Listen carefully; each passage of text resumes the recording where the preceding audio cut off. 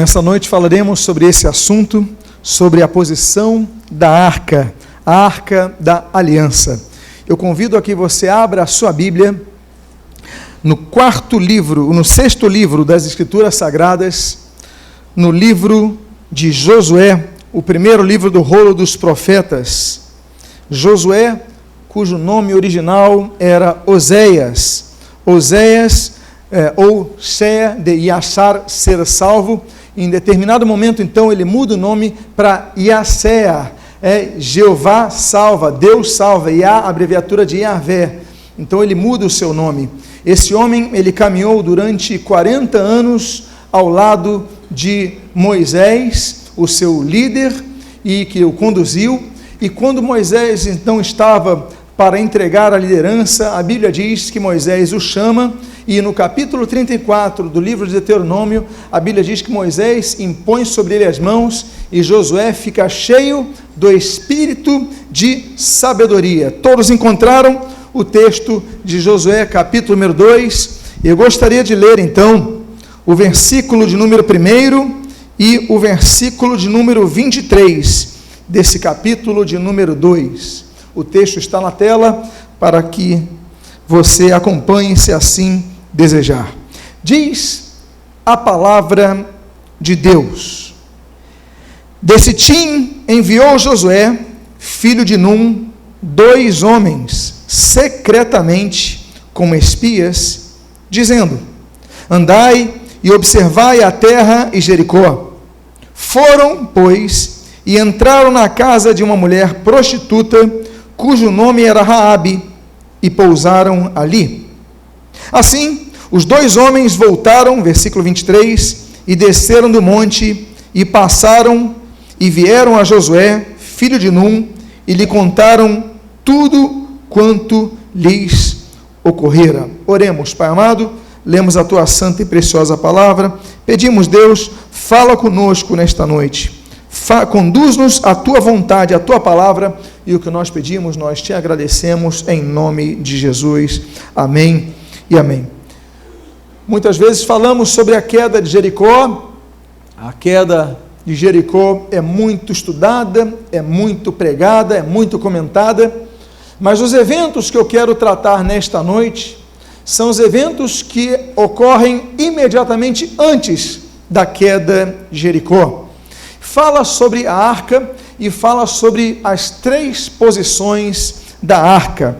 Vocês leram nesse texto que esses espias foram enviados da cidade de Sitim para Josué, 2 espias. É interessante nós notarmos a presença de alguns espias como hábito do povo de Deus para então espionarem os inimigos, não deixarem os inimigos nos surpreenderem. É interessante que, por exemplo, o próprio Josué, em Deuteronômio, capítulo 1, é enviado junto com outros 11 espias para espiarem a terra de Canaã. E ele, Josué, assim como Calebe, eles voltam com relatório positivo diante do relatório negativo dos demais espias. Aí Josué então pega o mesmo estratagema, ele pega essa mesma metodologia, e nesse texto que você está lendo, Josué capítulo 2, ele envia 2 espias para espionarem a terra. Nós também temos, por exemplo, no livro de Juízes, capítulo 1, a Bíblia dizendo que os da casa de José enviam espias a Betel. Nós temos em Juízes, capítulo número 18, outro exemplo de espias, quando diz que a tribo de Dan envia 5 espias para espionarem a terra dos seus inimigos. E nós temos em 1 Samuel, capítulo 26, quando Davi, ele envia espias para espionarem o rei Saul. Sim, Davi era precavido com o rei Saul e ele também mandava os seus espias. São atitudes que nós devemos aprender com a palavra de Deus. Nós não podemos estar desprevenidos diante do nosso inimigo. O nosso inimigo anda ao nosso derredor, buscando ocasião oportuna para nos devorar. Nós temos que ser pessoas, tudo bem, devemos ser simples como as pombas, mas nós devemos ser pessoas prudentes, pessoas que percebam o ambiente de inimizade, o ambiente que tenta nos derrubar, e nós devemos então estar precavidos a isto. Eles iriam enfrentar uma cidade fortalecida. Eles iam enfrentar uma cidade com grande estrutura bélica, com uma estrutura de difícil penetração. Então Josué envia os 2 espias. E o texto então continua dizendo o seguinte: levantou-se, pois, Josué de madrugada e, tendo ele todos os filhos de Israel partido de Sitim, vieram até ao Jordão e pousaram ali antes que passassem. Cruzar o Jordão significa passar a uma nova fase da vida. Cruzar o Jordão significa você ultrapassar uma fase. Até aqui é uma fase, vou cruzar o Jordão, vou viver outra fase. O Jordão ele é cruzado, nós vemos as Escrituras Sagradas falando em Êxodo capítulo número 32, quando Jacó cruza o Jordão. Aí nós temos Josué capítulo número 3, dizendo que Josué cruza o Jordão. Em 2 Reis, nós lemos então os relatos a respeito do cruzamento do Jordão em 2 oportunidades no capítulo 2. A primeira, com Elias, e o Jordão é dividido miraculosamente no capítulo 2, e na volta da elevação, da translação, do arrebatamento de Elias, nós vemos que Eliseu volta e ele cruza o Jordão. O Jordão é mencionado outra vez na Bíblia, no mesmo livro de 2 Reis, só que no capítulo 5, quando a Bíblia diz que aquele general chamado Naamã, ele precisou mergulhar no Jordão 7 vezes para que fosse curado. O Jordão foi o rio escolhido por João Batista para batizar pessoas, dentre as quais, como nós lemos no Evangelho segundo Mateus, capítulo número 3, o nosso Senhor e Salvador Jesus, ele foi batizado exatamente no Rio Jordão. O Rio Jordão, então, significa o rompimento de uma fase. O Rio Jordão significa a entrada de uma nova fase. A Bíblia pouco fala sobre Jesus até o seu batismo. A Bíblia fala pouco a respeito de Jesus. Nós sabemos Jesus ali em Lucas capítulo 2, Jesus no meio daqueles mestres da lei ensinando as Escrituras Sagradas. Nós conhecemos então pouco a respeito de Jesus, ali Jesus com 12 anos, e depois Jesus aparece na história bíblica, depois quando a Bíblia diz que ele tinha cerca de 30 anos de idade, e ali foi batizado nas águas. Em que lugar? No Rio Jordão. Quero falar então sobre o texto central, o texto que vai amalgamar a nossa percepção da mensagem desta noite, que é sobre a arca. Diz a palavra de Deus, no capítulo 3, versículos 2, e na primeira parte do versículo 3, o texto que se segue. A palavra de Deus assim registra: sucedeu, ao fim de 3 dias, que os oficiais passaram pelo meio do arraial e ordenaram ao povo, dizendo: quando virdes a arca da aliança do Senhor, vosso Deus, e que os levitas sacerdotes a levam, partireis vós também do vosso lugar. Quando vocês virem a arca, marchem. Fiquem até vocês verem a arca, como diz o texto. E quando vocês perceberem que os levitas estão levando a arca, então vocês marchem. Os levitas eram considerados, um dos 3 tipos de israelitas. Existem 3 tipos de, como nós chamamos mais usualmente nos dias odiernos, 3 tipos de judeus. Existem 3 categorias de judeus. Existe a categoria Koanim, que significam os sacerdotes. Existe a categoria Leviim, que significa os levitas. E existe a categoria Israelim, que significa os israelitas. Ou seja, Koanim, apenas os sacerdotes, hereditariamente sacerdotes, herança do sangue de Arão. Temos os levitas, uma tribo específica para servir ao Senhor, e dentre os seus serviços, o levar e o conduzir a arca. E os israelim são os demais israelitas que habitam e fazem parte deste povo. Aqueles levitas eram também sacerdotes. É interessante notar que essa categoria para levar a arca, eles tinham essas 2 funções, eram levitas e sacerdotes, então eles levaram a arca da aliança. Mas uma coisa que nós vemos é que essa arca da aliança que é tão comentada, vocês viram o vídeo aqui na abertura, vários filmes foram feitos sobre a arca, mas pouca gente se preocupa em saber o que tem dentro da arca. A Bíblia diz que essa arca que as pessoas carregavam era pesada, essa arca, mas a Bíblia diz que essa arca tinha 3 elementos, apenas 3 elementos, e que significam 3 situações com as quais Deus se relaciona com o seu povo.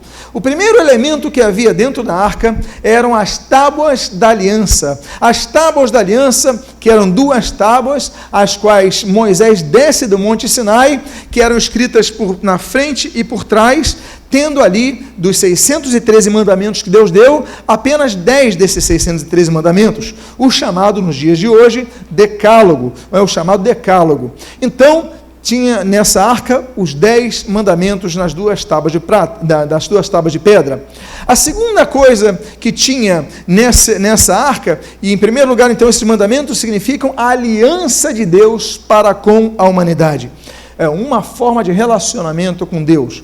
A segunda peça, a segunda coisa, o segundo objeto, o segundo elemento que havia dentro da arca da aliança era a vara de Arão. A vara de Arão significa o ministério que Deus nos dá na terra, porque Arão tinha a vara, Arão detinha autoridade, e lembre-se, os amados irmãos, que aquela vara floresceu. Ela parecia apenas ser uma vara cortada, isolada, mas a vara floresceu. Deus dá dons, Deus dá talentos à igreja, o Espírito Santo distribui os talentos conforme lhe apraz, mas todos nós devemos usar esses talentos, porque aí Deus floresce. Eu não tenho muitas coisas na mão, eu tenho poucas coisas na minha mão, eu tenho apenas alguns pães, alguns peixes, mas Deus multiplica, Deus faz as coisas pequenas serem multiplicadas. Então, o segundo elemento que havia nessa arca da aliança era a vara de Arão.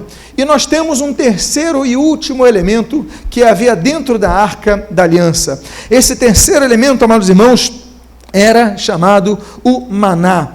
Eles separaram o maná e colocaram um pedaço de maná dentro da arca da aliança.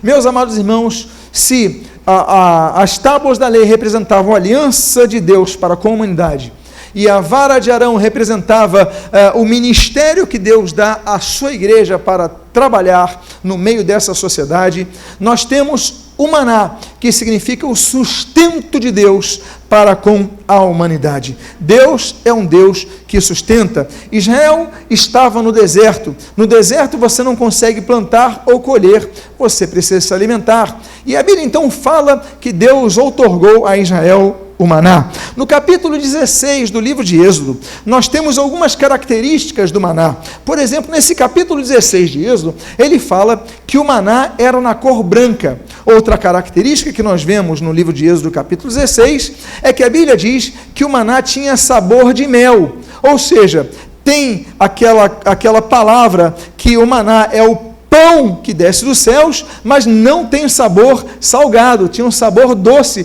porque tinha o gosto de mel, conforme a Bíblia diz. Além de ser branco, além de ter o gosto de mel, a Bíblia diz que o maná caía diariamente em Israel durante 40 dias. Então nós temos esse elemento. Como é que o maná caía? Bom, nós sabemos pelo Salmo de número 78 que o maná caía como chuva, diz o salmista, diz o compositor sagrado, caía como chuva de cereais na terra. Ou seja, o maná caía e sustentava o povo de Deus. A Bíblia diz que eles recolhiam o maná, na sexta-feira recolhiam 2 vezes mais, para que não precisassem trabalhar no Shabat, ou seja, no sábado dos judeus. Ou seja, naquele dia, então, eles recolhiam 2 vezes. É interessante notar que o maná, ele caía pela manhã, porque à tarde eles tinham o alimento das codornizes, ou seja, eles tinham então o seu valor proteico à tarde. De manhã eles tinham o maná. Essa era a dieta de Israel por 40 anos, até que, como nós lemos e a Bíblia explicita no livro de Josué, capítulo número 5, quando eles entraram na terra prometida, o maná cessou. É por isso que o Senhor Jesus diz no Evangelho de João, capítulo número 6, que o maná é um alimento temporário, que o verdadeiro pão que desce dos céus é o Senhor Jesus. Ele é o pão da vida. Quem come a Jesus não tem mais fome. No momento da Santa Ceia, que nós participamos da Ceia do Senhor, que nós participamos nesta noite aqui,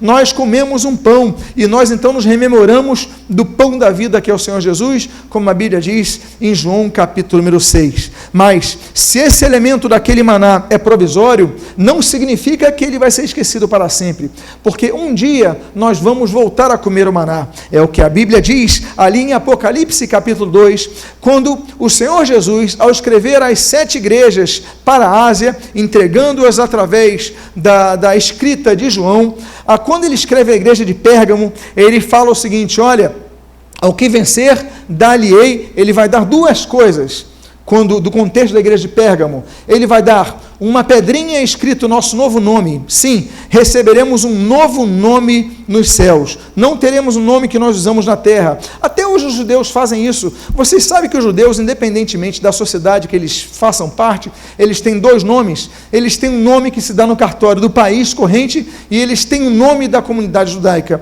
Deus tem um novo nome separado para nós. Qual é o meu nome? Não sei. Qual é o seu nome? Não sei. Mas ao vencedor ser-lhe-á dada uma pedrinha com o seu novo nome. E uma segunda coisa que a carta à igreja de Pérgamo diz a respeito de nossa chegada ao céu é que nós receberemos ali o maná que está escondido. O maná então voltará a ser algo representativo para nós, ainda que nós possamos entender que esse maná escondido é o nosso Cordeiro de Deus, o Senhor Jesus, que ali habitará conosco e ali viveremos para sempre ao lado dele. O que eu quero dizer para vocês então é que essa arca da aliança que os levitas sacerdotes carregavam, que continha essas 3 coisas, a arca as tábuas da lei, continha a vara de Arão e continha o maná, representam a aliança de Deus, o ministério que Deus nos dá e também o sustento de Deus. Deus não te deixará sem o alimento. Diga à pessoa que está do seu lado: Deus não te deixará sem o seu alimento quando a arca estiver presente na sua vida. Então nós temos 3 posições da arca. Nós mencionamos, esse é o título da mensagem, as 3 posições da arca. E a primeira posição é quando a arca está na frente. A Bíblia diz, no livro de Josué, capítulo número 3, na segunda parte do versículo 3, o seguinte: quando virdes a arca da aliança do Senhor, vosso Deus, e que os levitas sacerdotes a levam, partireis vós também do vosso lugar e a seguireis. Só segue quem está atrás. Se você segue alguém, é porque esse alguém está na frente. A primeira fase da nossa caminhada, ela exige que a arca de Deus esteja na frente. Nós devemos seguir a arca. Nós devemos seguir a arca, porque assim nós seguimos a direção de Deus. Os sacerdotes estavam na frente. Os sacerdotes, que também eram levitas, estavam à frente, conduzindo a arca, e o povo ia atrás. Então ele falou: quando vocês virem, vocês vão partir. Não partam sem a arca, não caminhem sem a presença de Deus, não deem um passo sem ver a presença de Deus, porque Deus tem a direção para a nossa vida. É Deus quem conduz a nossa vida. Perdido é o homem que não tem a direção de Deus na sua vida. E meus amados irmãos, o texto do versículo seguinte, o versículo número 4, continua dizendo, e você pode acompanhar o que diz na Bíblia, quando o texto sagrado assim registra: contudo, haja distância de 2.000 côvados entre vós e elas. Não vos chegueis a ela, para que conheçais o caminho pelo qual haveis de ir, visto que por tal caminho nunca passaste antes. Por tal caminho nunca passaste antes, então você mantém a distância de 2.000 côvados. 2.000 côvados são 900 metros. 900 metros, então vamos aqui arredondar, cerca de 1 quilômetro. 1 quilômetro, é a distância que o povo tinha que ter da arca. Então, eu estou aqui no meio do povo, ali está a arca? Não. A arca está na última poltrona desse templo? Não. A arca está a quadras daqui de distância. A arca está a 1 quilômetro da distância. Meus amados, hoje, com um binóculo, nós conseguiríamos enxergar bem ao que estivesse a 1 quilômetro de distância. Com uma boa lente nós conseguiríamos observar isso, mas o povo não tinha esse recurso.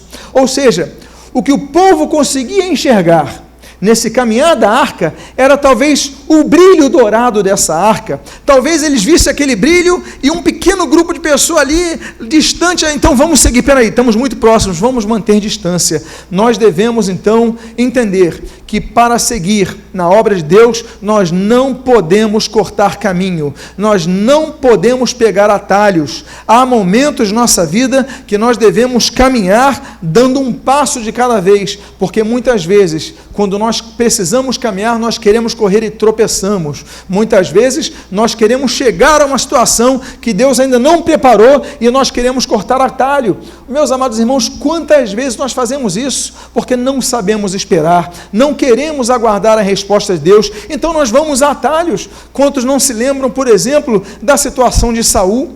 Saul, ele quis cortar um atalho. Olha, o profeta Samuel está demorando. O profeta Samuel, que vem oferecer sacrifícios a Deus, ele está atrasado. E diz a Bíblia que o povo começou a ficar muito ansioso, mas ele não chega. Então Saul fala, eu já sei o que eu vou fazer. Ele está demorando, eu vou fazer no lugar dele.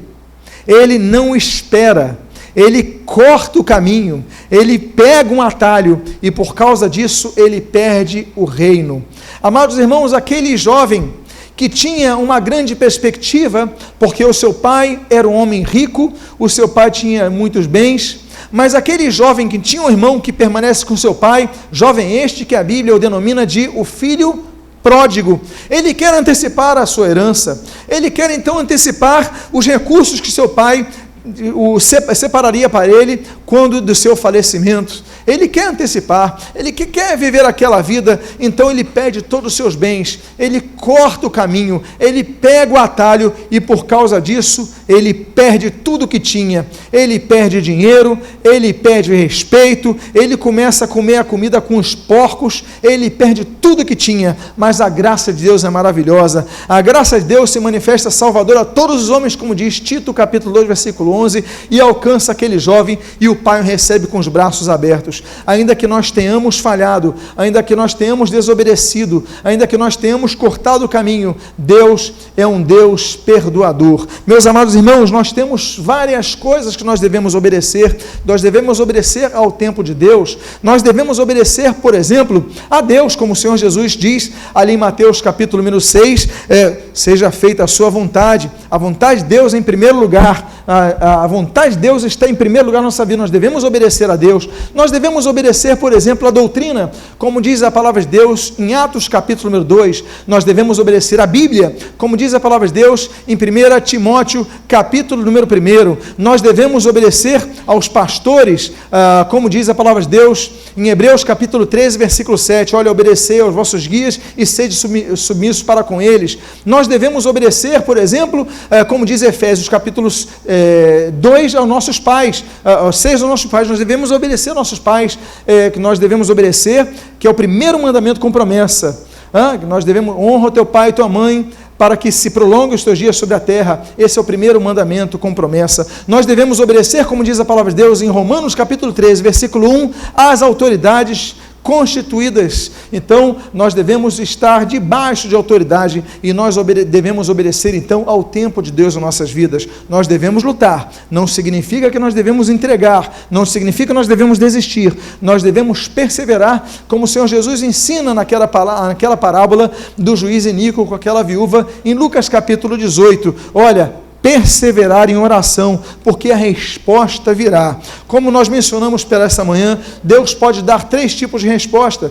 Deus pode dar, por exemplo, a resposta que nós vemos ali em 1 Reis, capítulo número 18, quando Elias, no seu altar, ele clama ao Senhor e Deus diz sim e desce fogo do céu na hora. Nós podemos também receber a resposta não de Deus, como o caso da criança, o filho de Davi, que nasceu muito enfermo, estava para morrer, e diz a palavra de Deus que Davi clama ao Senhor pela cura do seu filho, e Deus responde não, e aquela criança morre. Mas Deus também responde, além de sim e além de não, Deus responde, espere, aguarde, ainda não é o momento.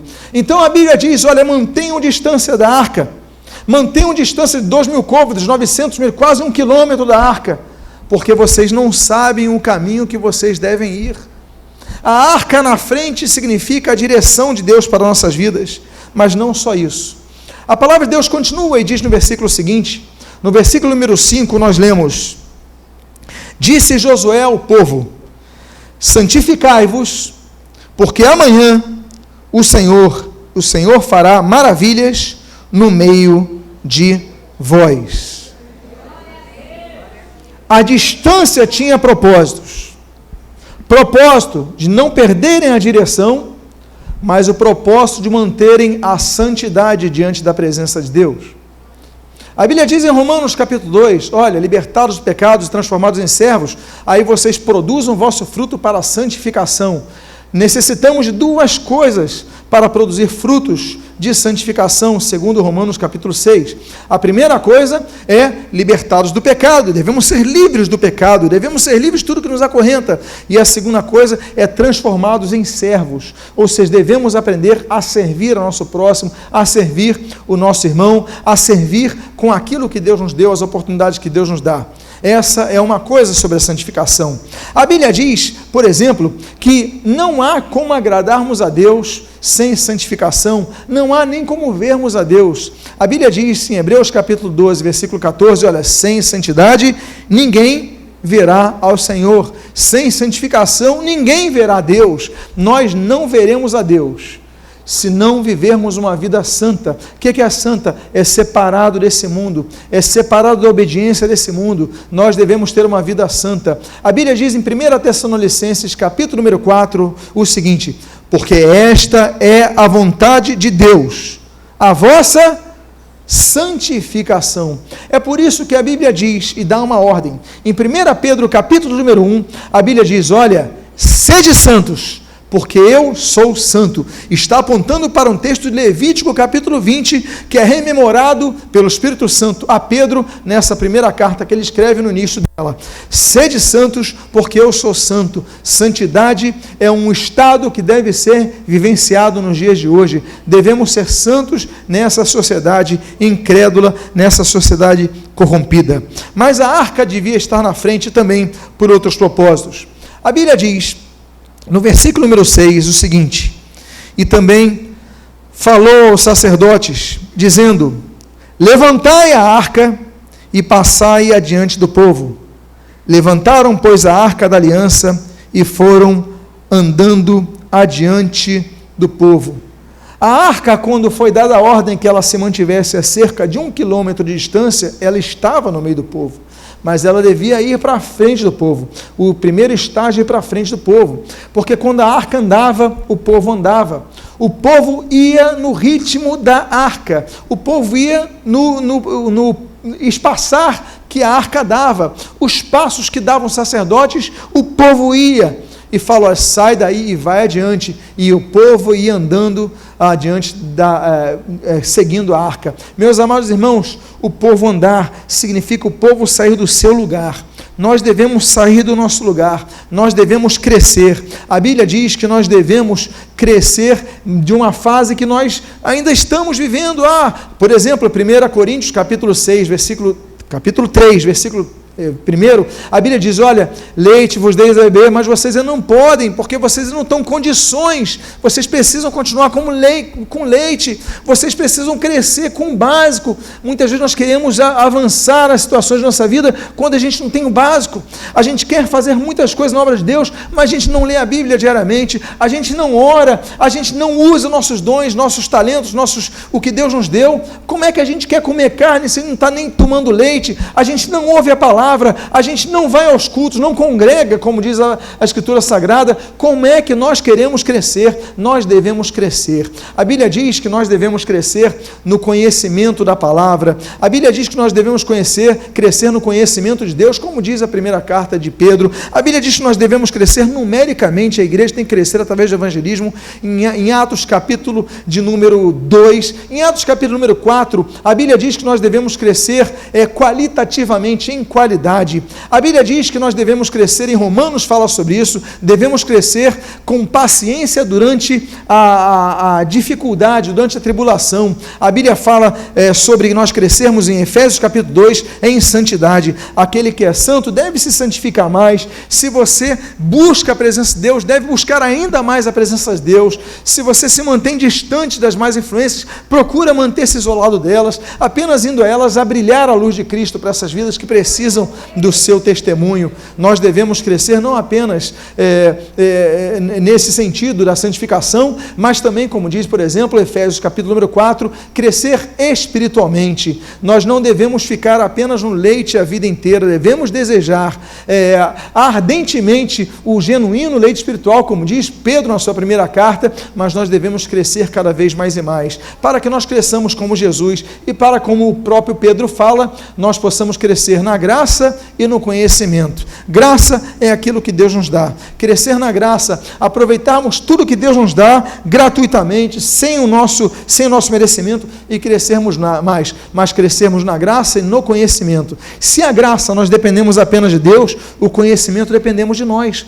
Buscarmos o conhecimento, buscarmos mais ouvir a palavra de Deus. Quanto mais nós ouvimos a palavra de Deus, mais solidificamos a nossa fé, porque a Bíblia diz: a fé vem pelo ouvir, e ouvir pela pregação da palavra de Cristo, diz Romanos. Nós devemos então crescer ouvindo mais a palavra, nós devemos crescer lendo mais Escrituras Sagradas, estudando mais o livro da verdade, estudando a palavra do Espírito de Deus, e nós possamos então crescer ainda mais. A arca está na nossa frente, nós devemos acompanhar, andar no ritmo dela, crescer cada vez mais e mais. O texto do versículo 7, ele continua, e ele diz: então disse o Senhor a Josué: hoje começarei a engrandecer-te perante os olhos de todo Israel, para que saibam que, assim como fui com Moisés, assim serei contigo. Para que todos saibam que, assim como fui com Moisés, eu vou ser contigo, Josué. Eu vou ser contigo, irmã. Eu vou ser contigo, irmão. Eu vou ser contigo, irmã. Eu vou ser contigo, irmão. Eu vou ser com cada um, para que todos saibam que eu estou contigo. O que as pessoas precisam ver é a presença de Deus em nossa vida. A Bíblia diz sobre a presença de Deus que Adão e Eva procuraram, Gênesis capítulo 3, Adão e Eva procuraram se esconder da presença de Deus, mas não conseguiram. O capítulo seguinte, o capítulo número 4 de Gênesis, a Bíblia diz que Caim procurou fugir da presença de Deus, mas não conseguiu. No capítulo consecutivo, que é o capítulo número 5, nós vemos um dos textos mais belos da Bíblia. A Bíblia fala em Gênesis 5 sobre Enoque, e Enoque não apenas andava na presença de Deus, mas andou com Deus. Deus o levou para si. Olha que coisa bonita, o desejo de Deus estar com Enoque. Que homem consagrado, que homem santo. Eu não sei o grau que esse homem tinha de intimidade com Deus, mas olha, eu imagino que foi muito especial, porque Deus o tomou para si. No próprio Gênesis, capítulo número 17, nós vemos então um convite de Deus a Abraão, dizendo: Abraão, anda em minha presença. Nós devemos fazer como Abraão, andar na presença de Deus. É uma presença tão poderosa, meus amados irmãos, que a Bíblia diz sobre a presença de Deus no Salmo de número 114. Olha, diante da presença de Deus, a terra treme quando Deus está presente. É por causa disso que o compositor sagrado, o salmista do Salmo 139, ele diz: olha, onde me ausentarei do teu Espírito? E ele continua o seu pensamento dizendo: para onde fugirei da tua face? Não há local onde nós possamos fugir da presença de Deus. O que nós devemos fazer é o oposto, é buscar a presença de Deus, é andarmos na presença de Deus, é invocarmos ao Senhor enquanto Ele está perto, é buscarmos ao Senhor, porque Ele vai se manifestar nas nossas vidas. Busque ao Senhor em nome do Senhor Jesus. Aí nós entendemos o que diz o texto: olha, para que todos vejam que assim como fui com Moisés, eu serei contigo. Diga à pessoa que está ao seu lado: Deus é contigo, e as pessoas vão ver isso.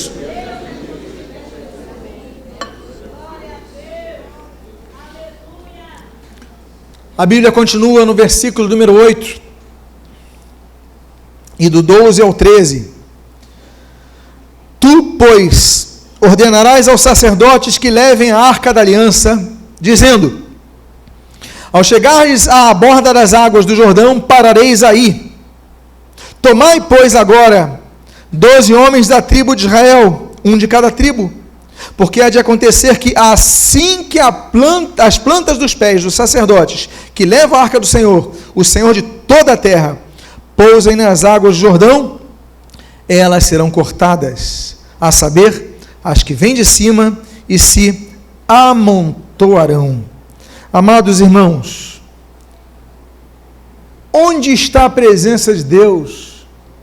Onde está a palavra de Deus? As águas se dividem. Quando a Bíblia é vivida por nós, as situações mudam. Nós não devemos ser, como diz Tiago, capítulo 1, versículo 22, apenas ouvintes da palavra, mas devemos ser praticantes da palavra. A palavra de Deus representa o extrato da vontade de Deus para as nossas vidas, representa a direção de Deus para a nossa vida. Nós devemos amar as Escrituras Sagradas, nós devemos ler as Escrituras Sagradas, nós devemos meditar nas Escrituras Sagradas, nós devemos viver as Escrituras Sagradas, nós devemos anunciar e proclamar as Escrituras Sagradas, e nós devemos divulgar a pregação da palavra de Deus que está contida nas Escrituras Sagradas. A palavra de Deus, ela é poderosa, devemos viver a palavra de Deus em nossas vidas. Amados irmãos, a Bíblia descreve a palavra de Deus, por exemplo, em Efésios capítulo 6, da armadura de Deus. Todas as peças são de defesa, apenas uma peça de ataque, e a Bíblia diz que é a espada do Espírito, que é a palavra de Deus. É por isso que a Bíblia diz em Hebreus capítulo 4, versículo 12, que a palavra de Deus é a espada de dois gumes. Ela nos faz aptos, torna-nos aptos para discernir entre pensamentos e propósitos do coração. Quanto mais nós lermos a palavra de Deus, mais afiados estivermos na palavra de Deus, usando essa boa espada, mais saberemos discernir o que é alma, o que é espírito, o que é vontade da minha carne, o que é vontade do Espírito de Deus para nossas vidas. Então nós devemos estar preparados para isso. A palavra de Deus é maravilhosa. A palavra de Deus é colocada, por exemplo, pelo profeta de Anatote, o profeta Jeremias. Ele diz no capítulo 23, versículo 29, a expressão de Deus. Deus diz assim: assim diz o Senhor, não é minha palavra fogo, diz o Senhor, e espada e martelo que esmiuça a penha. A palavra de Deus é fogo e a palavra de Deus é martelo. Nós devemos viver essa palavra, nós devemos amar essa palavra. A palavra de Deus diz ali no maior salmo da Bíblia, no maior capítulo da Bíblia, no capítulo 119, no versículo 105, a Bíblia diz: olha, lâmpada para os meus pés é a tua palavra e luz para o meu caminho. 2 versículos antes, a Bíblia não diz apenas que a palavra de Deus é luz e a palavra de Deus é lâmpada, mas no versículo 103, a Bíblia diz que ela é como mel para a nossa boca, ela adocica a nossa vida, ela traz prazer na nossa vida. Quanto mais nós amarmos a palavra de Deus, mais teremos prazer. E nesse mesmo Salmo 119, mas no versículo número 11, nós temos o segredo para não pecar contra Deus. A Bíblia diz: guardo no teu coração as tuas palavras, no meu coração as tuas palavras, para não pecar contra ti. Guarda a palavra de Deus no teu coração, meu irmão, minha irmã.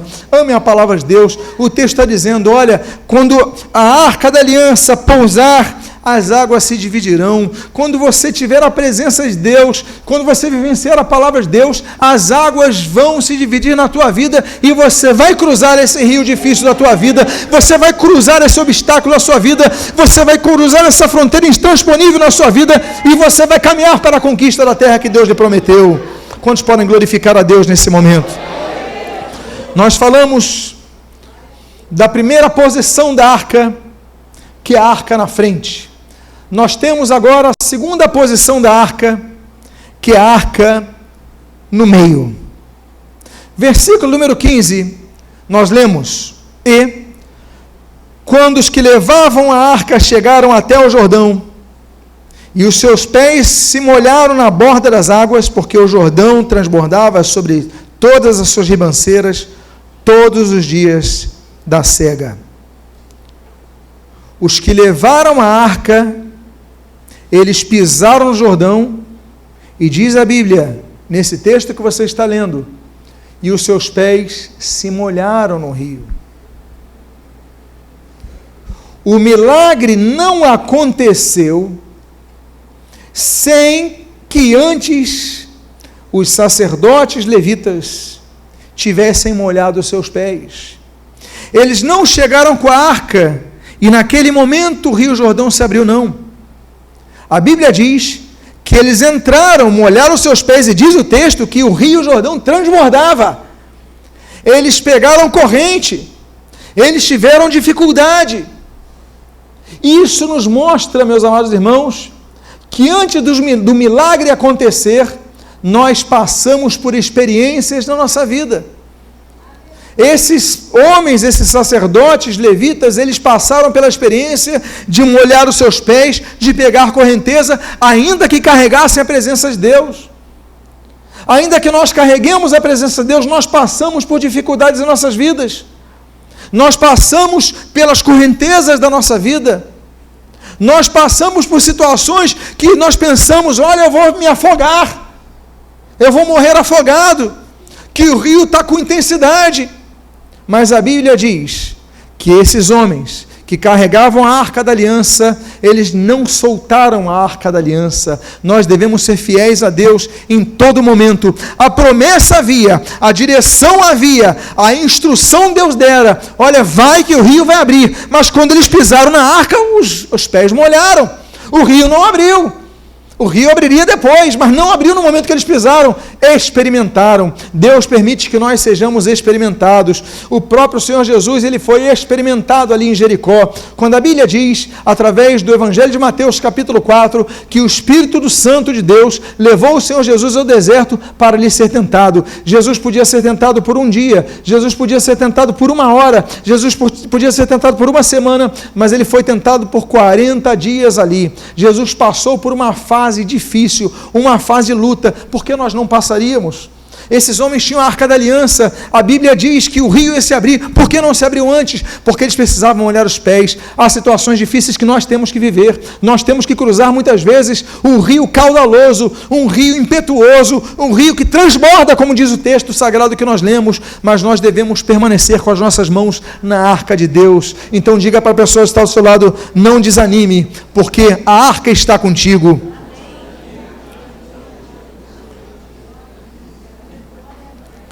A Bíblia continua dizendo no versículo número 16: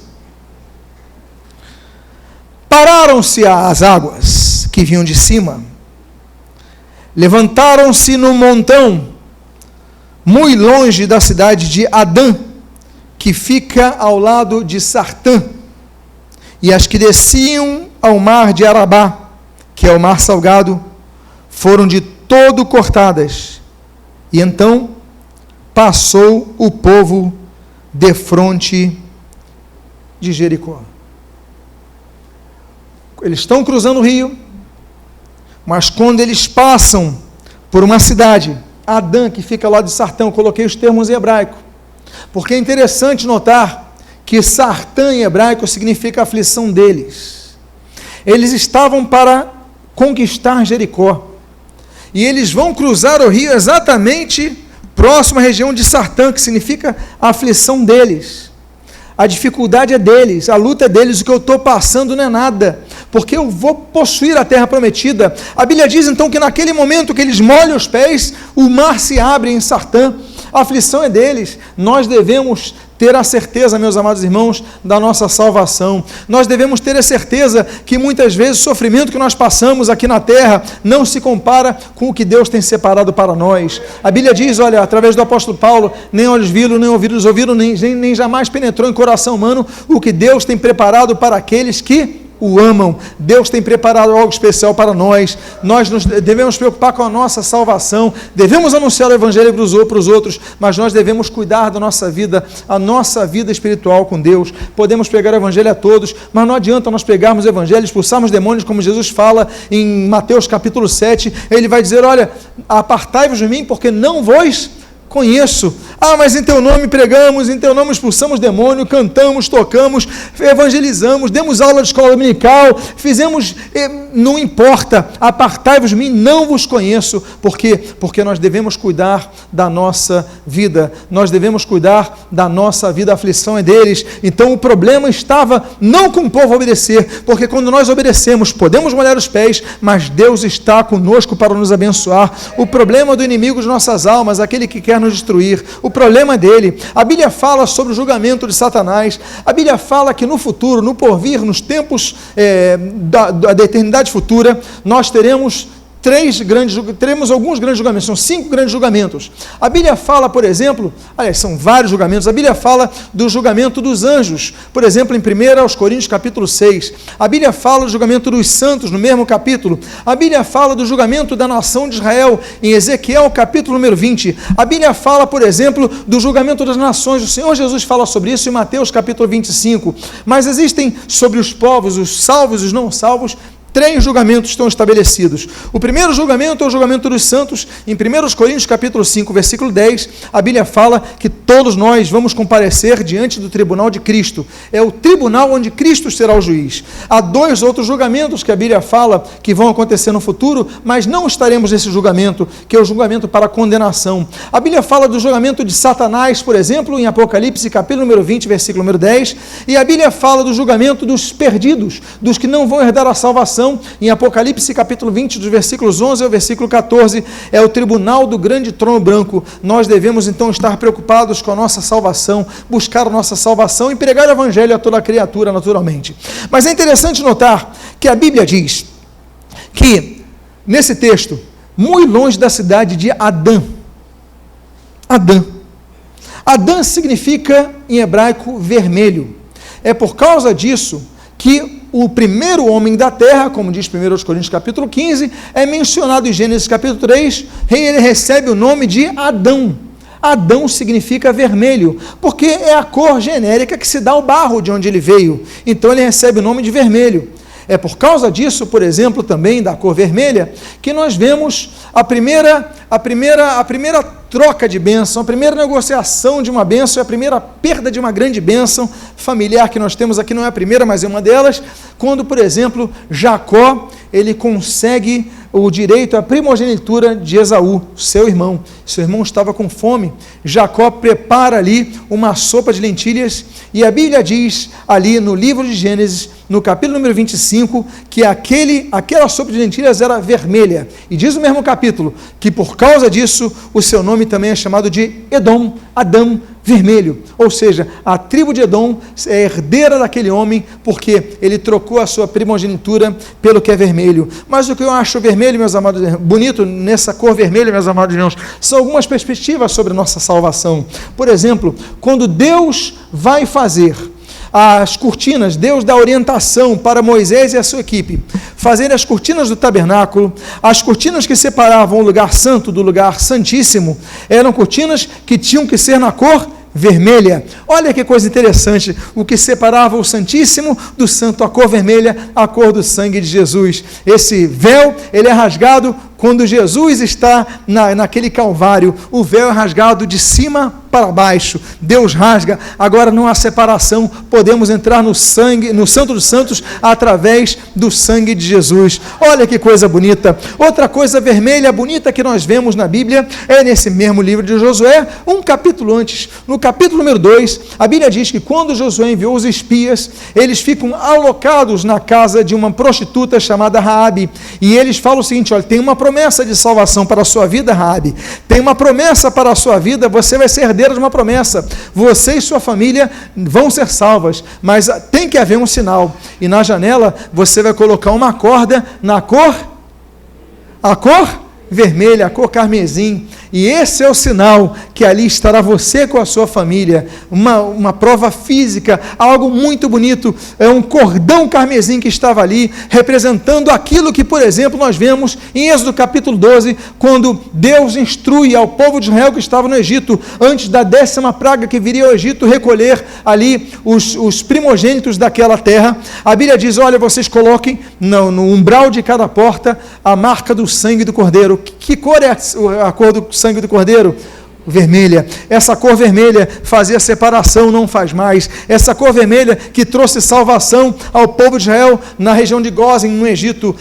Essa cor vermelha que trouxe salvação à família de Raabe. E olha que coisa bonita. Raabe, Jesus vai ser descendente dessa mulher. Olha que coisa muito bonita que nós temos. Jesus é da linhagem de Davi. Davi é filho de Jessé. Jessé é filho de Boaz. Boaz é filho de Ruth. E nós temos outras gerações. Vamos chegar até ali. Aquela situação de Raabe está nessa galeria, inclusive da fé. Que coisa bonita. Deus tem promessas para nós. Então, aquela mulher foi salva por causa disso. Nós temos o sangue de Jesus. A Bíblia diz, no livro na carta de 1 João, capítulo 1, versículo 7, olha, se andarmos na luz, como Ele está na luz, temos comunhão uns com os outros, e o sangue de Jesus nos purifica de todo o pecado. O sangue de Jesus na cor vermelha. Olha que coisa bonita. Aí o texto continua no versículo número 17, dizendo, porém, os sacerdotes que levavam a arca da aliança do Senhor pararam firmes onde? Onde? No meio do Jordão. E todo Israel passou a pé enxuto, atravessando o Jordão. Alguém molhou os pés para que Israel passasse enxuto. Nós temos aí um símbolo muito bonito, que é o símbolo da intercessão daqueles que estão lutando por nós.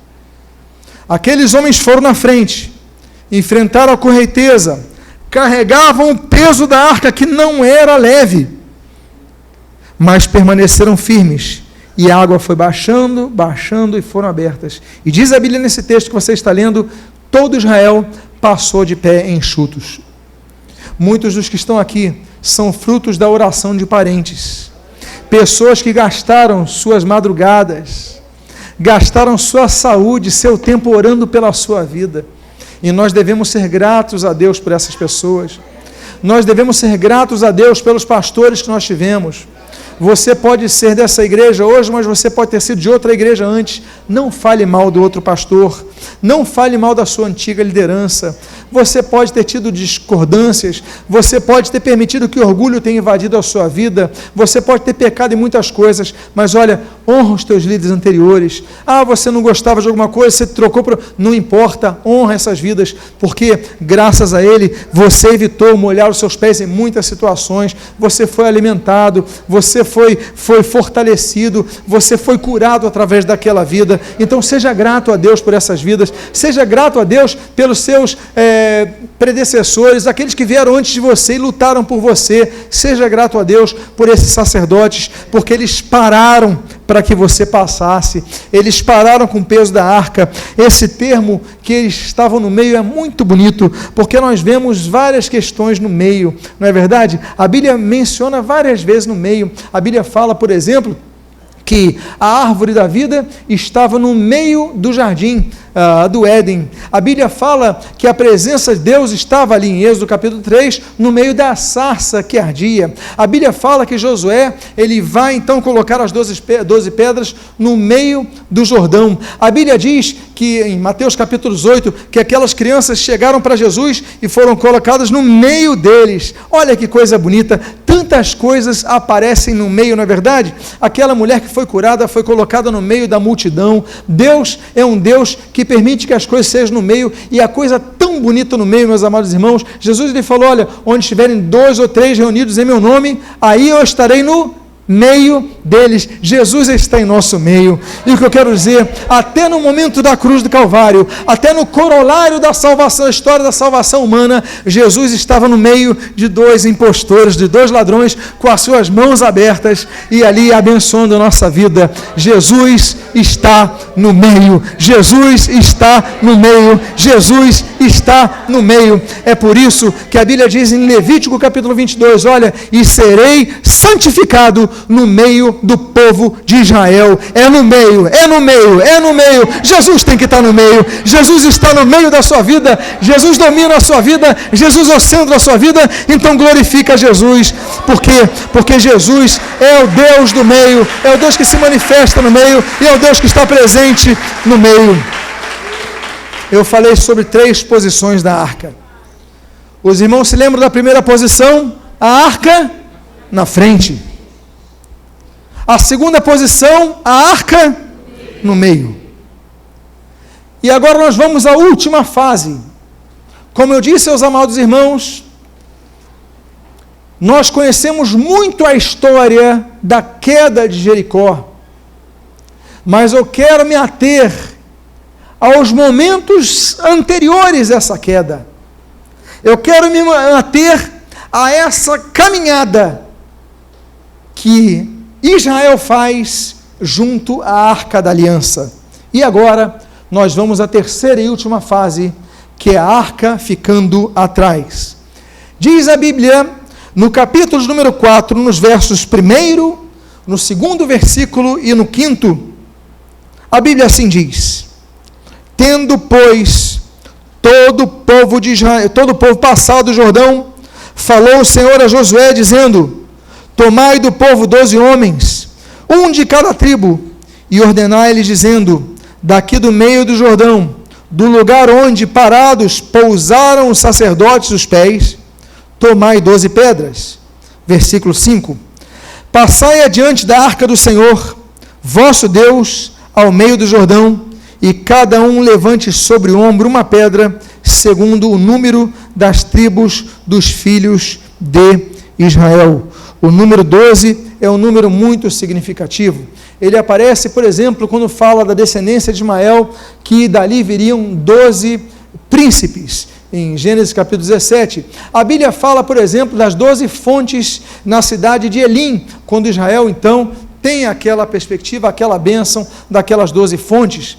A Bíblia fala, por exemplo, das 12 tribos de Israel. Havia 12 tribos com responsabilidades diferentes. A Bíblia diz, por exemplo, que o palácio majestoso de Salomão tinha 12 leões, a opulência era muito grande, mas também a prosperidade naquele reino era muito grande. Mas se isso daí é falado em 1 Reis capítulo 10 sobre essa opulência, no capítulo seguinte, o capítulo número 11, o profeta Aías, ele pega um pano e ele rasga o pano em 12 pedaços, sendo 10 para Jeroboão e 2 para Roboão, ou seja, o reino de Salomão seria dividido. Não adiantava a prosperidade dele se ele estava com o coração afastado de Deus. O reino dele foi dividido em 12 pedaços, ou seja, desunião por causa do pecado. O Senhor Jesus, ele vai então pegar o número 12 e quando ele vai escolher os seus apóstolos dentre os seus discípulos, a Bíblia diz que ele escolhe quantos? Ele escolhe 12. O primeiro número que Jesus escolhe são os 12. Depois, em Lucas capítulo número 10, nós teremos 70 discípulos, mas o grupo principal de Jesus eram aqueles 12 discípulos. E nós temos então a sobra daquela multiplicação dos pães, quando sobram 12 pães, 12 cestos cheios. E nós temos então, meus amados irmãos, 12 como número essencial, o número do projeto de Deus para a unidade da igreja. Meus amados, é tão bonito isso, é tão significativo, que nós não vemos apenas no início da Bíblia, não vemos apenas no Antigo Testamento, não vemos apenas no número 12 do Novo Testamento, mas no futuro, a palavra de Deus diz que a Nova Jerusalém tem 12 portas, e em frente a cada uma das 12 portas existe um anjo de prontidão, ou seja, até no futuro o número 12 estará presente. Meus amados irmãos, é um número que representa unidade. A igreja, ela tem que estar unida, ela tem que caminhar unida. Por quê? Porque somente com o ressoar das trombetas, em uníssono, aquelas muralhas iriam cair. Se alguém tocasse antes, alguém tocasse depois, alguém tocasse a hora que quisesse, a muralha não cairia, mas eles tocaram em uníssono, depois de marcharem 12 vezes ao redor da cidade. Tinham que marchar unidos, tinham que tocar unidos, porque a vitória de um, na verdade, era a vitória de todos. Por isso que Deus fala sobre as 12 pedras, e é por isso, talvez, necessariamente, aliás, é por isso que quando Elias, ali está no Monte Carmelo, em 1 Reis, capítulo número 18, ele pega 12 pedras para fazer o seu altar, e o fogo de Deus cai naquelas 12 pedras. Meus amados, a unidade da igreja é algo necessário. Nós não podemos deixar a unidade da igreja, nós temos que orar pela igreja, nós temos que lutar pela igreja, e nós devemos perseverar na igreja. Por quê? Porque o povo tinha que receber a bênção coletivamente. A Bíblia diz que a arca parou, mas o povo marchou. Há momentos, meus amados irmãos, que a arca vai estar parada, a presença de Deus vai estar ali, mas nós temos que conquistar as nossas conquistas. Não é na fé do pastor, não é na fé de outra pessoa, é na tua fé, é na unidade, e você vai conseguir a vitória. Há momentos que você não pode esquecer o seguinte: Deus te chamou para guerrear, e nós devemos então guerrear, mas guerrear coletivamente. Nós devemos estar unidos, nós devemos estar juntos no mesmo propósito. E eu encerro com o último versículo desta noite, que é os dois versículos que estão no versículo número 11 e versículo número 18, e a Bíblia diz o seguinte: tendo passado todo o povo, então passou a arca do Senhor e os sacerdotes à vista de todo o povo. Versículo 18: ao subirem do meio do Jordão, os sacerdotes que levavam a arca da aliança do Senhor, e assim que as plantas dos seus pés se puseram na terra seca, as águas do Jordão se tornaram ao seu lugar e corriam como dantes sobre todas as suas ribanceiras. Eles cruzaram o Jordão, o rio voltou a seguir o seu fluxo, mas agora eles estão numa nova fase. Agora eles já não estão atrás do Jordão, agora eles já não estão atrás do seu obstáculo, agora eles não estão atrás do seu grande desafio. Deus lhes deu vitória, eles passaram desse grande desafio, mas quando olharam para frente, tinha Jericó. Existem outros desafios que nós temos, há vitórias que nós temos na nossa vida de fé, que nós passamos por grandes experiências com Deus, nós cruzamos o Jordão e falamos: bom, agora eu vou descansar, agora eu vou relaxar, agora eu não vou mais lutar por nada, porque eu já consegui minha vitória. Quem disse isso? Nós temos lutas diárias. Nós cruzamos o Jordão, mas Jericó estava lá na frente, e Deus ia exigir mais coisas para tomar a terra prometida. Meus amados, se o reino de Deus é tomado por esforço, como o Senhor Jesus disse, imagine as nossas conquistas diárias. É na nossa perseverança que nós seremos salvos. Nós devemos lutar. Cruzamos o Jordão, mas olhemos, tem Jericó na frente. Você teve uma vitória, mas não relaxe, porque a luta continua. Mas unido pela fé, com a presença de Deus, a arca do Senhor junto a você, porque a arca saiu do Jordão, ficaram ali as 12 pedras do testemunho. Ficaram no Rio Jordão, o rio voltou, as 12 pedras ficaram ali. O testemunho ficou lá. A vitória, o nome de Deus foi engrandecido ali. Mas volto a dizer, ainda tinha mais coisa para que pudesse esse homem herdar a mesma fama que Moisés herdou, quanto a presença de Deus. E saberão que eu sou contigo como eu fui com Moisés, e saberão como eu fui contigo, João, Maria, Antônio, Pedro. Só botei o nome da Bíblia, mas tem outros também. Mas Deus será contigo, Deus é contigo. O testemunho está ali, mas você tem que continuar. Deus tem grandes bênçãos para nos dar, assim como foi com Moisés. Eu sou contigo. Diga à pessoa que está do seu lado: assim como Deus foi com Moisés e com Josué, Deus é contigo. Esse homem era um homem que era líder por excelência. A Bíblia diz que esse homem, antes de morrer, no capítulo 24 do livro de Josué, ele tem 110 anos de vida. Ele é uma pessoa muito idosa, líder de Israel, 110 anos. Imagina as dores, o cansaço de liderar aquele povo. Mas ele diz: olha, vocês decidam, eu vou decidir uma coisa. Versículo 15 do capítulo 24 de Josué: eu e minha casa serviremos ao Senhor. Logo depois Josué morre. São praticamente as últimas palavras de Josué, mas ele fala: eu e minha casa serviremos ao Senhor, e ele morre, 110 anos de idade. Mas ele não esqueceu de que a casa dele, a casa de Deus, essas coisas não podem ser deixadas para trás. Eu convido a você a ficar de pé, eu convido a você a glorificar o nome precioso, inigualável do nosso Senhor e Salvador Jesus Cristo.